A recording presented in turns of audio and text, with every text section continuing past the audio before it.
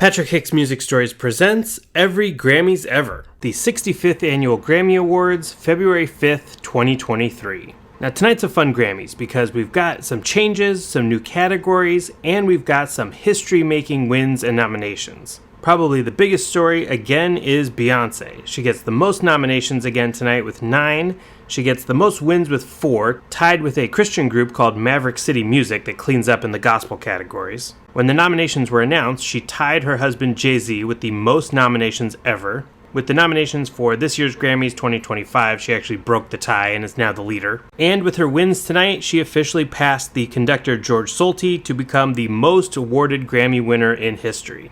But as we'll see, once again, Beyonce gets shut out of the big 4 categories. She wins in Best Dance/Electronic Recording for the song Break My Soul. Her album Renaissance wins Best Dance/Electronic Album. Her song Plastic Off the Sofa wins Best Traditional R&B Performance. And her song Cuff It wins Best R&B Song. Now, one of the other big nominees tonight is Beyonce's old rival Adele. She gets 7 nominations, but she only wins 1, Best Pop Solo Performance for the song Easy on Me. By the way, there are 6 nominees in that category tonight. The number of Grammy nominations in any given category now is just chaos. Now, Song and Record of the Year are split tonight, which is fun.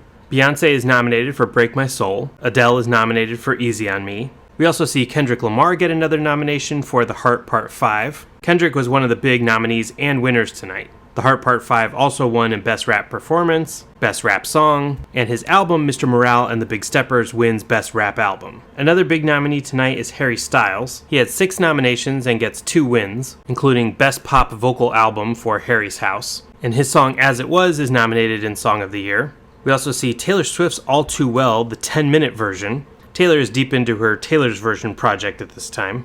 We also see DJ Khaled get a nomination with God Did, featuring Rick Ross, Lil Wayne, Jay-Z, John Legend, and Friday. Then you see a bunch of songs that were big on TikTok. Steve Lacy's Bad Habit, ABCDEFU by Gayle, and About Damn Time by Lizzo. But the winner in Song of the Year, just in case you thought that the Grammys would ever change, it is the song Just Like That by Bonnie Raitt. And just like that your life can change if I hadn't looked away. My boy might still be with me now. There was a lot of pushback on social media at the time, some of it disturbing from people who didn't know who Bonnie Raitt was, but the win did seem to help sales. After her win, the song actually entered a bunch of Billboard charts. People should know who Bonnie Raitt is, but also should know that she should not have won Song of the Year.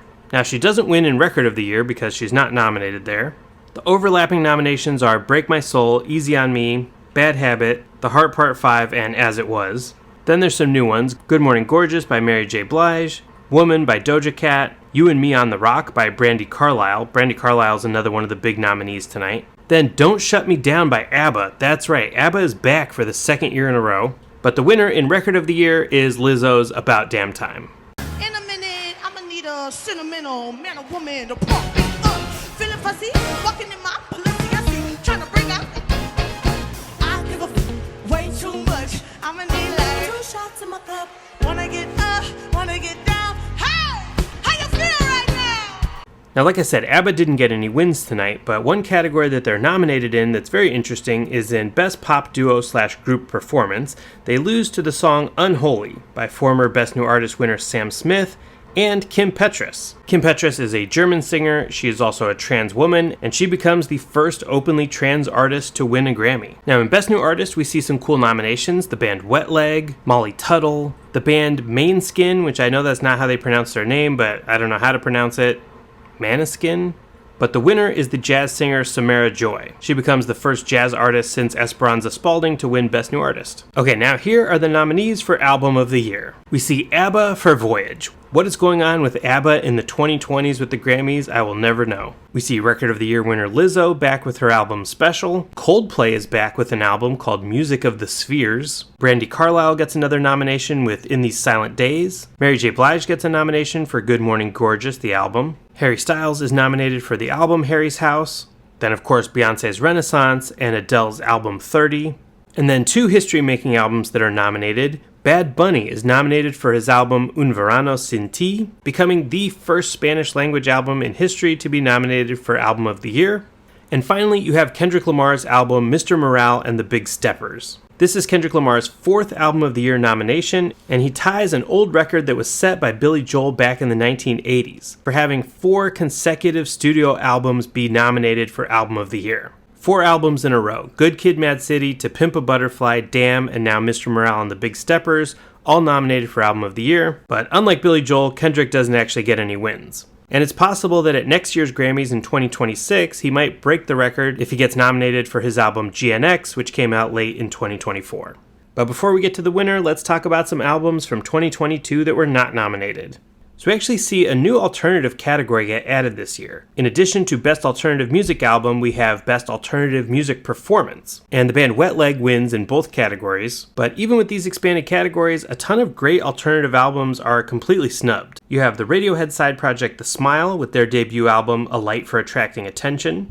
Always' third album, Blue Rev, Alex G's God Save the Animals, an album that appeared on tons of best of lists in 2022 but nowhere at the Grammys, Ants From Up There by Black Country New Road, Fontaine's DC with their third album, Skinty Fia, Black Midi with Hellfire, and I don't know if they would have put this in the alternative category, I don't know where you would have put it, but it should have been nominated for something, Diaspora Problems by Soulglow. Then some other great albums that were snubbed: Jid's The Forever Story, Black Thought from The Roots with his album Cheat Codes, his collaboration with Danger Mouse, and finally a pop album that got totally snubbed, Charli XCX's Crash. And the Grammy goes to Harry Styles' Harry's House. I actually think this is a great win. This is a really great album. Harry Styles is the first British solo artist since George Michael to win Album of the Year. Now, I do wish that this win came in a perfect world where Beyonce already had Album of the Year wins, so it wouldn't be such a snub. It's getting absolutely ridiculous now that Beyonce has the most nominations and the most wins in Grammy history and doesn't have a single Album of the Year win. This is actually something that her husband Jay-Z will call the Grammys out for next year. But this is a pretty typical Grammys. Some good wins, some totally out-of-the-box wacko picks, and Beyonce gets snubbed. Thanks for tuning in, and I'll see you next time for the 66th Annual Grammys in 2024. We've been doing all this